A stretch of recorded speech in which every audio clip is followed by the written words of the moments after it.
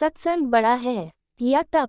एक बार विश्वामित्र जी और वशिष्ठ जी में इस बात पर बहस हो गई कि सत्संग बड़ा है या तप।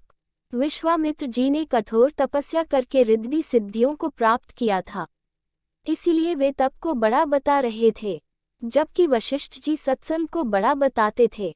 वे इस बात का फैसला करवाने ब्रह्मा जी के पास चले गए। उनकी बात सुनकर ब्रह्मा जी ने कहा, मैं सृष्टि की रचना करने में व्यस्त हूँ, आप विष्णु जी के पास जाइए, विष्णु जी आपका फैसला अवश्य कर देंगे। अब दोनों विष्णु जी के पास चले गए।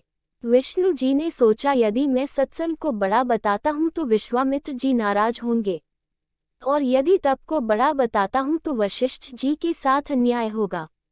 इसीलिए उन्होंने भी यह कहकर उन्हें टाल दिया कि मैं सृष्टि का पालन करने में व्यस्त हूँ, आप शंकर जी के पास चले जाइए। अब दोनों शंकर जी के पास पहुँचे। शंकर जी ने उनसे कहा, ये मेरे वश की बात नहीं है, इसका फैसला तो शेषनाग जी कर सकते हैं। अब दोनों शेषनाग जी के पास गए। शेषनाग जी ने उनसे पूछा, कहो ऋषियों, कैसे आना हुआ? वशिष्ठ जी ने बताया, हमारा फैसला कीजिए कि तप बड़ा है या सत्संग बड़ा है। विश्वामित्र जी कहते हैं कि तप बड़ा है और मैं सत्संग को बड़ा बताता हूँ। शेषनाग जी ने कहा, मैं अपने सिर पर पृथ्वी का भार उठाए हूँ, यदि आप में से कोई भी थोड़ी देर के लिए पृथ्वी के भार को उठा ले तो मैं आपका फैसला कर दूंगा। तप में अहंकार होता है और विश्वामित्र जी तपस्वी थे। उन्होंने तुरंत अहंकार में भरकर शेषनाग जी से कहा, पृथ्वी को आप मुझे दीजिए। विश्वामित्र ने पृथ्वी अपने सिर पर ले ली। अब पृथ्वी नीचे की ओर चलने लगी। शेषनाग जी बोले, विश्वामित्र जी रोको, पृथ्वी रसातल को जा रही है।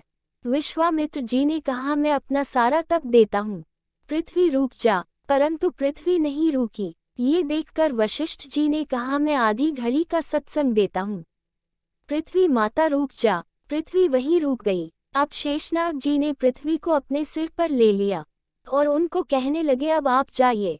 विश्वामित्र जी कहने लगे, लेकिन हमारी बात का फैसला तो हुआ नहीं है।